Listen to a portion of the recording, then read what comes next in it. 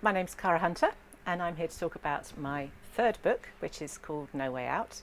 It's the third in the series featuring DI Adam Fawley, who's based in Oxford, but he doesn't drive a Jag and he doesn't like crosswords. So he's very different to Morse, but some of the things in the book are a little bit of a homage to these wonderful Morse novels. This particular one, as I say, is the third, and it starts with a terrible house fire in a big house in North Oxford. And it appears, at least, that two small children have been left in the house alone. So that's the start of the story. And I'm very excited about this one. I'm even more excited in some ways about the first one, Close to Home, which has just been nominated for a British Book Award in the crime and thrillers category, and being up against people like Joe Nesbo and Ian Rankin is a writer's dream come true. So that's pretty exciting. So here I am in Waterstones, Piccadilly, one of London's most beautiful bookshops, and a bit like a sweet shop actually if you're a reader like I am. And I'm going to talk to you about three books I really love. I'm going to talk about a classic book, a crime book, and a comfort book, which is one of the books I go back to again and again and again. So the first one is what I at least would call a classic book, and that is A.S. Byatt's Still Life.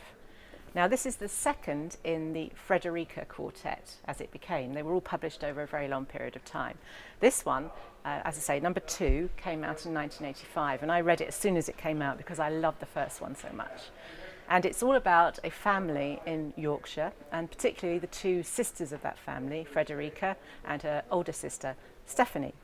And in this particular book, we follow Frederica, the clever and spiky Frederica, to Cambridge, where she's exploring her own intellect and her sexuality and all sorts of other things. And we also follow Stephanie, the older and rather milder sister, who's remained at home in Yorkshire and has married a vicar and is pregnant with her first child. And there's some absolutely wonderful scenes, particularly for Stephanie actually, where she describes the process of giving birth, which I've never done, but I certainly have a much clearer idea about what it might involve now. And an absolutely lovely passage where she describes how the baby sees, the newborn baby, how he sees his mother's face and all of the colours that blend together. I always send that to my friends when they have their first child. It's an absolutely wonderful piece of writing. And this book is a wonderful piece of writing. It scintillates with ideas, it's beautifully written, and I absolutely love it. She taught me how you could do things with words. Okay, so number 2 is my crime read, and I have chosen a very recent book, The Suspect by Fiona Barton. Now, this is the third of her series of books. The Widow and The Child were the ones before. I also recommend those, but this is the latest one. And it sets up with a premise that will terrify the parent of any teenage child. The idea that two young girls could have gone off having fun, backpacking in Thailand, and then disappear. So this story starts with that disappearance, and it focuses particularly on the journalist Kate Waters, who also happens to have a son in Thailand at the time. And she hopes that by going out to cover the story, she might also be able to connect with her son. All I would say about that is be careful what you wish for. So this is a great crime read, everything I love about a good crime read. It's got great pace, it's got great characters, it shifts perspectives between the press and the police and the parents, and a great satisfying ending. So definitely a recommended one. Number 3 is my comfort read. In other words, a book I go back to again and again and again. I was just thinking just now, I think my own copy of this is now fallen apart. I've read it so many times, and I think it's also gone in the bath once or twice.